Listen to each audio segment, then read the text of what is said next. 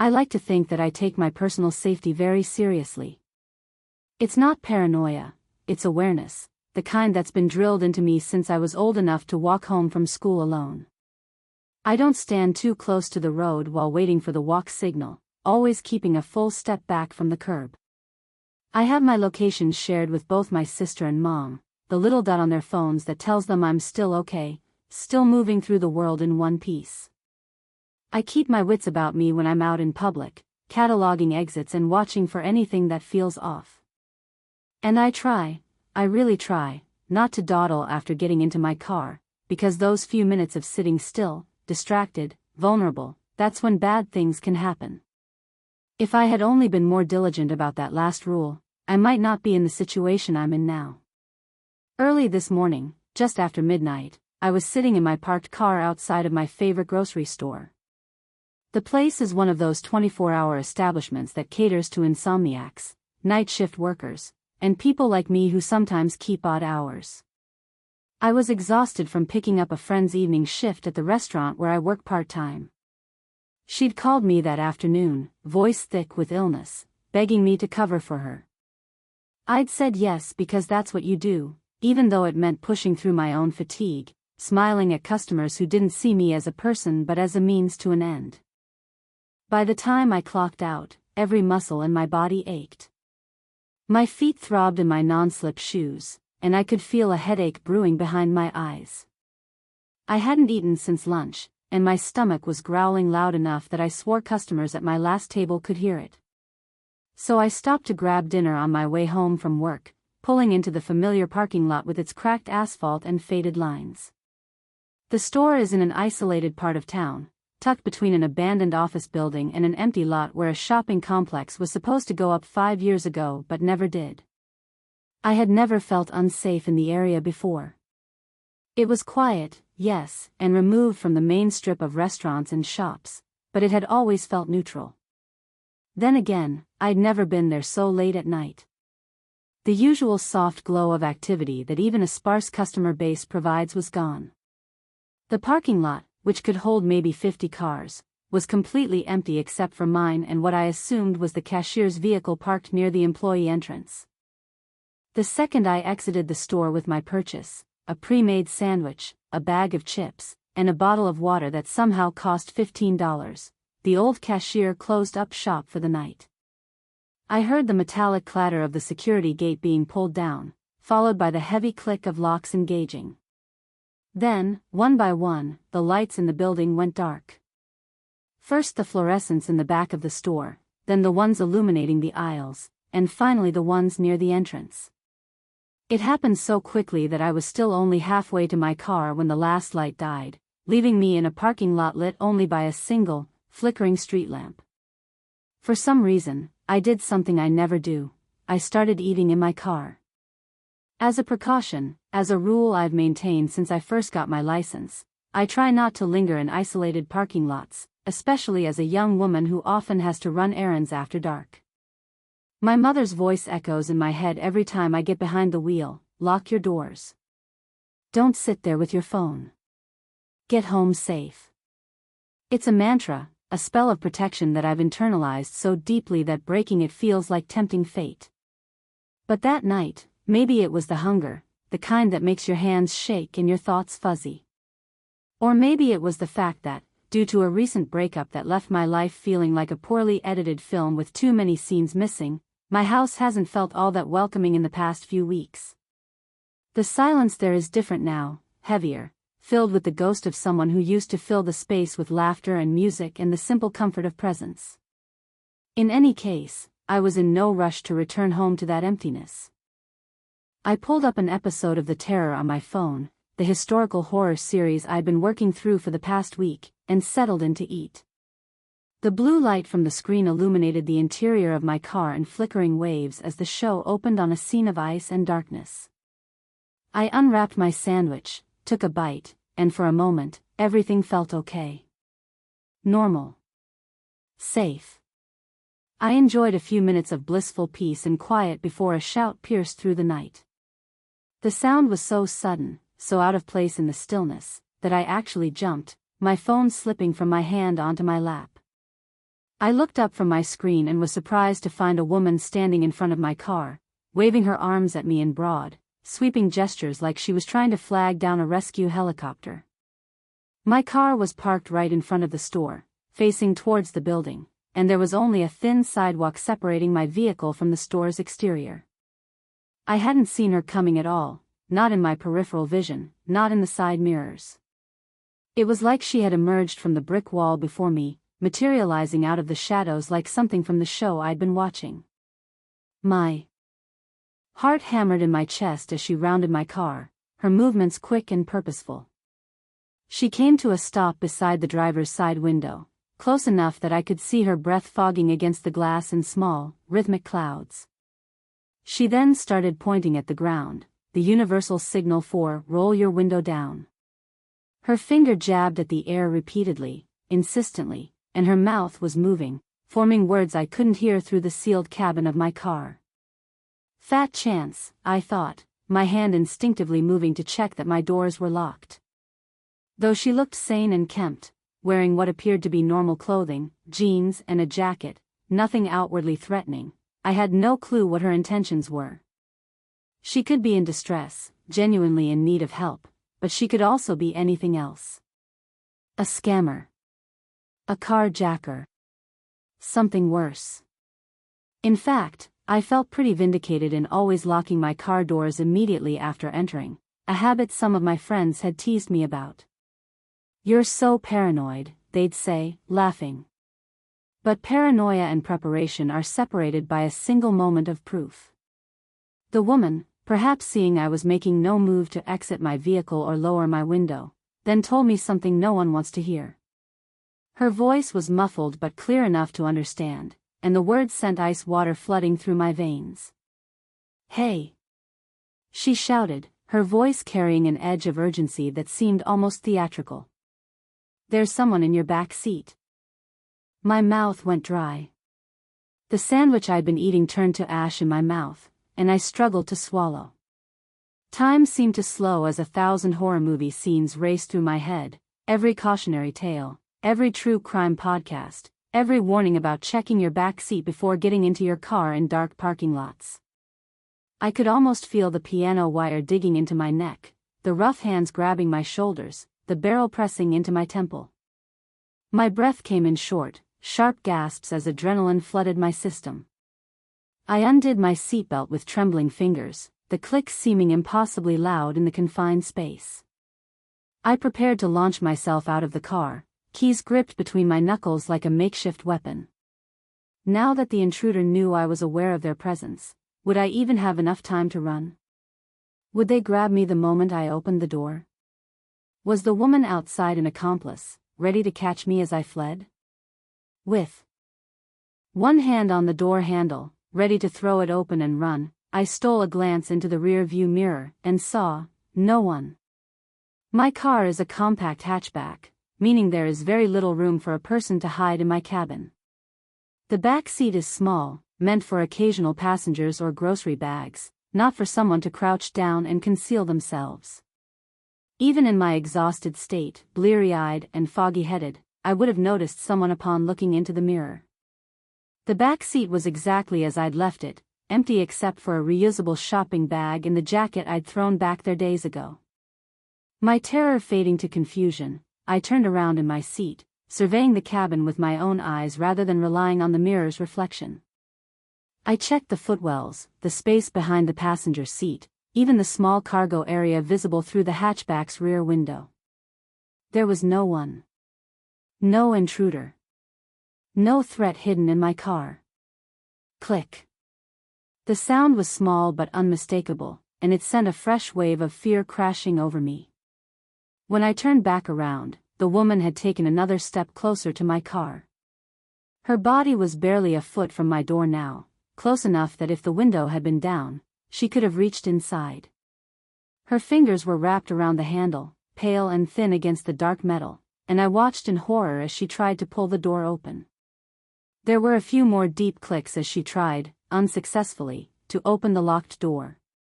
Each attempt was methodical, testing, as if she was surprised to find it secured. I raised my gaze from her hand to her face, and she gave me an odd smile, as though she and I were sharing a private joke. As though we both knew how this was supposed to end, and my locked door was just a minor inconvenience, a puzzle she was moments away from solving. For the first time, using the faint glow of the street lamp and the dim illumination from my phone screen still glowing on my lap, I took a closer look at the woman's face. What I saw made my blood run cold in a way that had nothing to do with temperature and everything to do with that primal instinct that tells you when something is wrong, when something is other. Her skin was stretched tightly across her skull, pulled taut in a way that didn't look quite human. It made her thin mouth and nostrils appear as though they'd been cut onto her face with a blade, precise slits rather than natural features formed by flesh and bone. Her eyes were deep-set and ovate, catching the light in a way that made them seem reflective, like an animal's eyes caught in headlights. And her teeth, when she smiled, I could see her teeth. They seemed both too small and too numerous, crowding her mouth in a way that made my stomach turn. I wed myself a brief moment to gawk at the face before me, my mind struggling to process what I was seeing, to categorize it as either threat or trick of the light. Then survival instinct kicked in, overriding my paralysis. I threw my car into reverse and hightailed it out of the lot, my tires squealing against the pavement as I accelerated backward faster than I'd ever driven in reverse before. For a few disheartening seconds, the woman held onto the door, keeping in step with my vehicle as I backed up. She jogged alongside the car, her grip on the handle never loosening, and I could hear her fingernails scraping against the window, a sound like insects skittering across glass. Her face remained calm, almost pleasant, that strange smile never wavering even as I picked up speed. Luckily, she soon let go, or perhaps she simply couldn't keep pace any longer.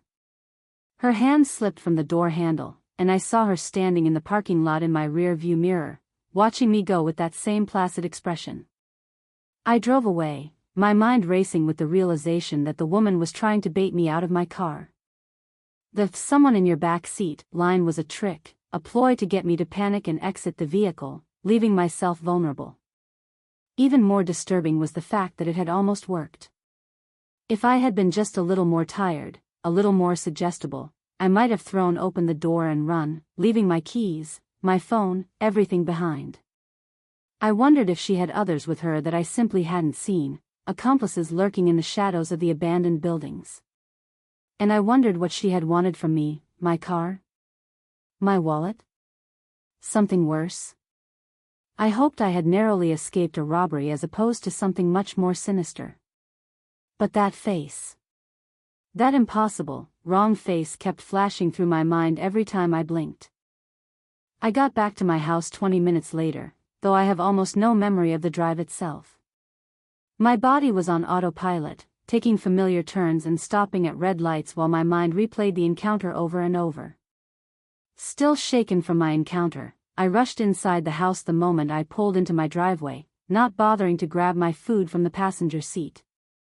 I made sure that all of my doors and windows were locked, going from room to room and checking each one twice, testing the locks and pulling curtains closed. My exhaustion did little to soothe my nerves. If anything, it made things worse, made my perception unreliable. My mind played tricks on me as I got ready for bed, conjuring up flashes of the woman's face in the dark corners of my house, in the bathroom mirror's reflection, in the gap between the closet door and its frame.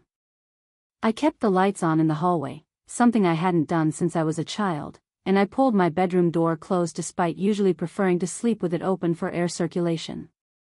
Once I finally fell asleep, my fears followed me from the waking world into dreams. I had a long, vivid nightmare, most of which I've either forgotten or is irrelevant to this account. There were images of parking lots that stretched on forever, of women with wrong faces standing at the edges of my vision, of locked doors that wouldn't hold. All I know for certain is that when I jolted awake some hours later, my heart pounding and my sheets soaked with sweat, it was to the sound of a frantic banging on my front door. I sat up in bed, unsure if I was still dreaming or not. The boundary between sleep and waking felt thin, permeable. My alarm clock read 4:17, the red numbers glowing in the darkness like embers. It was far too early for someone to be knocking on my door unless there was some kind of emergency, which, given the forcefulness of the knocks, loud, insistent, desperate, there may have been. Slowly, I rose from my bed and inched towards the entryway, my bare feet silent on the cold hardwood floors.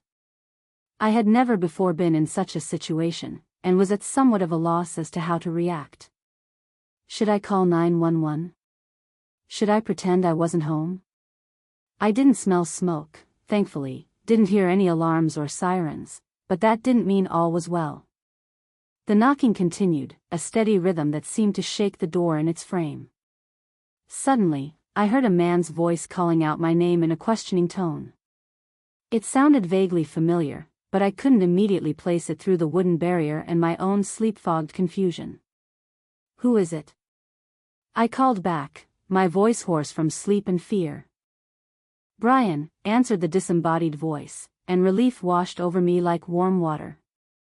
My neighbor, Brian, lived in the house across the street, a modest two-story with a well-maintained lawn and garden gnomes that his wife arranged seasonally. We weren't close exactly, but I often saw him walking down the block with his dog, Bailey, a sweet golden retriever who loved to say hello to everyone she met. Brian was in his 50s, friendly in that polite, neighborly way that didn't require much actual interaction beyond waves and comments about the weather. I turned on the entryway light, the sudden brightness making me squint. But as I was still in my sleepwear, just an old t-shirt and shorts, nothing appropriate for greeting a neighbor, I didn't want to open the door unless I had to. Instead, I approached closer and called back to him through the wood. "What's the matter?"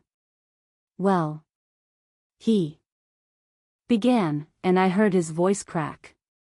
He cleared his throat, the sound rough and wet. "Do you have someone over right now?" "What?" I asked, my heart skipping a beat, then beginning to race. "No, I don't." "Why do you ask?" "Well, the dog had to go out, and while I was in the yard with him, I thought I saw someone in your front window. Someone who didn't look quite right." I stilled, feeling as though I were in some terrible dream, as though I'd never actually woken up at all and was still trapped in that nightmare from earlier. Turning around and glancing down the dark hallway behind me, I wished I had turned on more lights on my way to answer the door. The shadows seemed deeper now, more substantial, as though they could conceal anything. "She followed you home," I thought, the realization hitting me with the force of physical impact. "She's in your house with you right now." I was ready to bolt out the door into the cold night, to run to Brian's house and call the police from there. But by some miracle, I had just enough presence of mind left to consider my neighbor's words more carefully. Something was wrong, not with what he'd said, but with how he'd said it. Something about the voice, about the situation, didn't quite add up. I stepped away from the door, putting distance between myself and whoever, whatever, was on the other side. "Are you all right, Brian?" He cleared his throat again, and when he next spoke, his voice sounded slightly different from before, as though he were testing out a new timbre, adjusting the pitch and tone like someone trying on clothes that didn't quite fit. "Of course, I just got a bit of a cold here, but I still wanted to check in on you." My voice wavered as I voiced a question to my neighbor, a test, a trap. "But, your dog, isn't it a girl?" I had said him. Brian had said him when referring to his dog. But Bailey was female. I knew this because Brian always referred to her as she and good girl during our brief interactions. It was a small detail, easily overlooked, but it was wrong. Brian didn't respond. My mind reeled in the torturous silence that followed, trying to discern whether the threat was outside the door or inside the house with me, or perhaps both. Was there really someone in my house? Was the thing at my door trying to get me to run outside, to flee from an imaginary threat into the arms of something very real? After a full minute of complete stillness, during which I held my breath and heard nothing but my own heartbeat thundering in my ears, the handle to my front door began to move. It rotated onwards as far as it could before the deadbolt stopped it, the metal mechanism holding firm. Then the handle shook as the person on the other side of my door pulled on it, testing it just as the woman had tested my car door hours earlier. The same methodical checking, the same calm persistence. This happened several more times, each attempt more forceful than the last, and then there was a powerful bang as though someone had rammed into my door with all their might, throwing their full body weight against the wood. The sound was deafening in the quiet house, and I stumbled backward, nearly tripping over my own feet. After that single violent impact, there was silence again. Complete and absolute silence. No footsteps walking away. No voice calling out. Nothing. I stood frozen in place for another minute, maybe longer. Time felt elastic, unreliable. I had no peephole in my front door, something I'd been meaning to have installed but had never gotten around to, so I couldn't safely check if the person was still there. Finally, I worked up the nerve to walk into the living room, moving slowly and staying low, and peer through the blinds into my front yard. In the distance, walking down the street away from my house with a casual, unhurried gait, was a figure.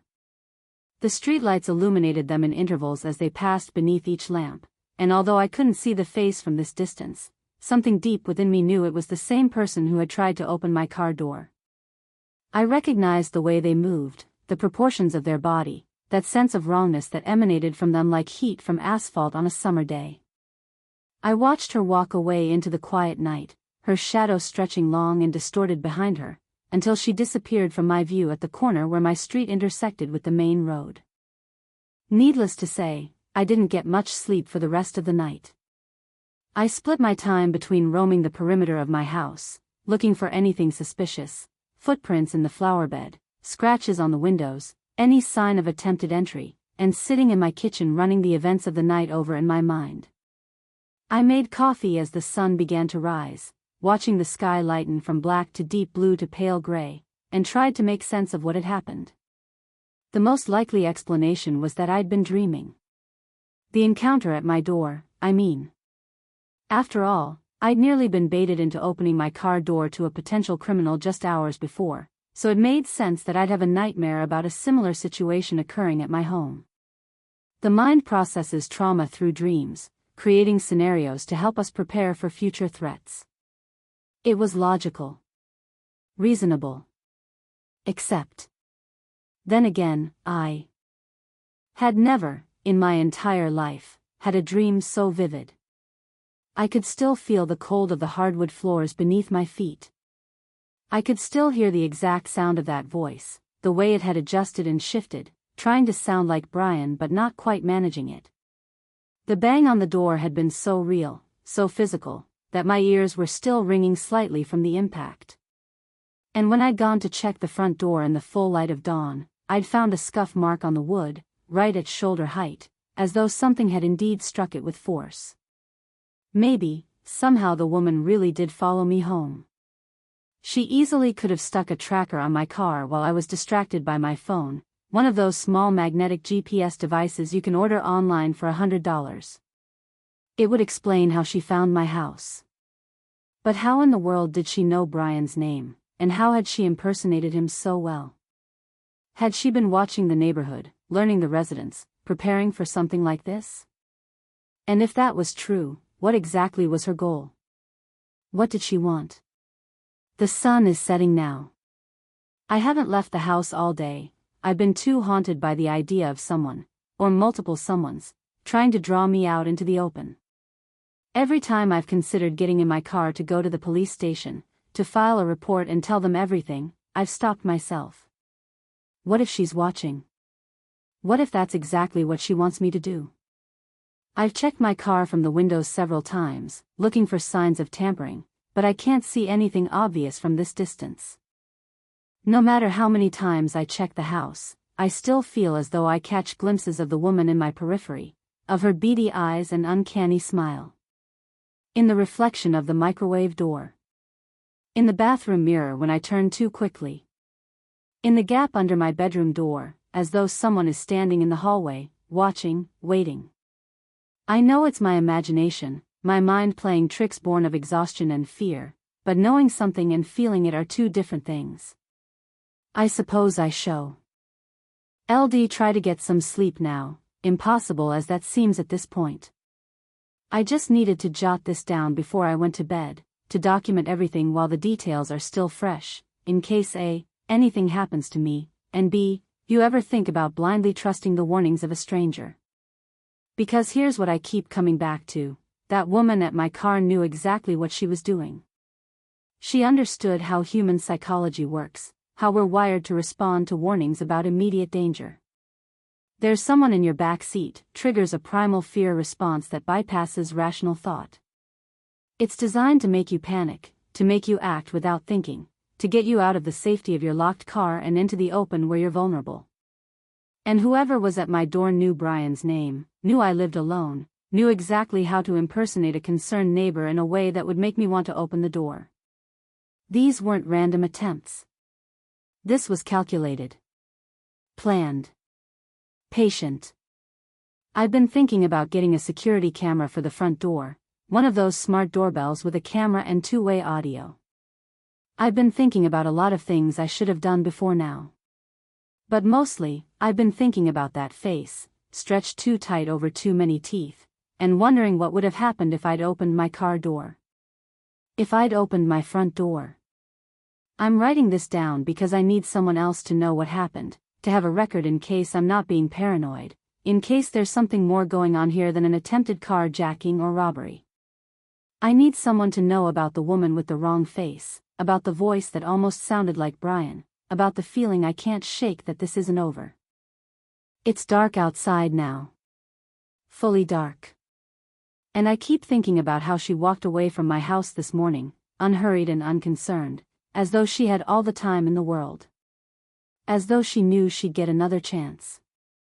I'm going to try to sleep, but I'm keeping my phone charged and next to my bed. I'm keeping the hallway light on. I'm keeping my door locked and a chair wedged under the handle for good measure. And I'm hoping that when I wake up tomorrow, if I wake up tomorrow, this will all feel like a bad dream that fades with the daylight. But I don't think it will. I don't think she's done with me yet. And the worst part is, I have no idea what she wants or why she chose me. Was it random, or had she been watching me before that night? How long has she been out there, using that same trick on other people? And how many of them didn't have their car doors locked? So if you're reading this, learn from my mistake. Don't eat in your car in isolated parking lots. Don't trust strangers who approach your vehicle with warnings, no matter how genuine they seem. Always check your back seat before you get in your car, not after someone tells you to. And if someone comes to your door at 4:17 in the morning claiming to be your neighbor, ask them a question only your neighbor would know the answer to.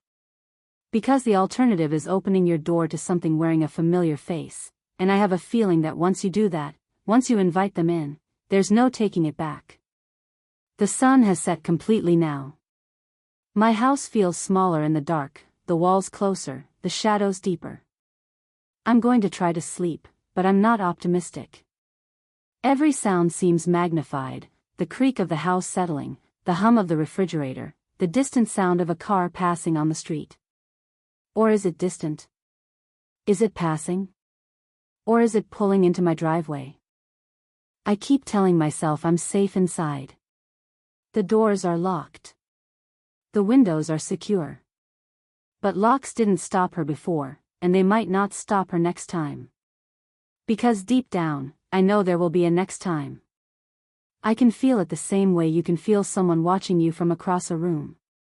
She's out there somewhere, walking through the night with her stretched skin and her too many teeth, looking for the next person sitting alone in their car, or the next door to knock on in the early morning hours. And I wonder how many others there are like me, people who had a close call with the woman with the wrong face, people who almost opened their doors but didn't, people who are now sitting in their houses as the sun goes down, wondering if tonight is the night she comes back. I wonder, and I wait, and I listen for the sound of knocking that I'm terrified will come again. God, I hope it doesn't. But I think it will.